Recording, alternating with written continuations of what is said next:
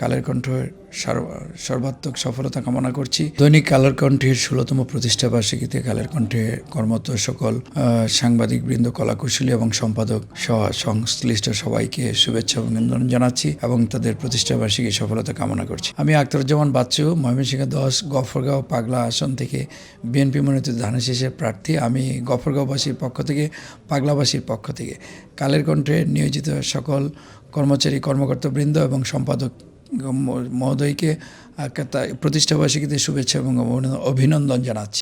আমরা বাংলাদেশ জাতীয়তাবাদী দল বিএনপির পক্ষ থেকে, আমার ব্যক্তিগত পক্ষ থেকে আমি কালের কণ্ঠ যেভাবে বস্তুনিষ্ঠ সংবাদ পরিবেশনের মাধ্যমে এদেশের মানুষের কাছে সত্য সঠিক তথ্যগুলি তুলে ধরেন, আমি আশা করছি তারা তাদের এই ধারাবাহিকতা অব্যাহত রাখবেন। আমি কালের কণ্ঠের সর্বাত্মক সফলতা কামনা করছি এবং বাংলাদেশের গণতন্ত্রের পক্ষে, স্বাধীনতা সার্বভৌমত্বের প্রশ্নে এবং মানুষের প্রশ্নে কালের কণ্ঠ সবসময় আপসহীন ভূমিকা রাখবে এবং জনগণের কথা তুলে ধরবে।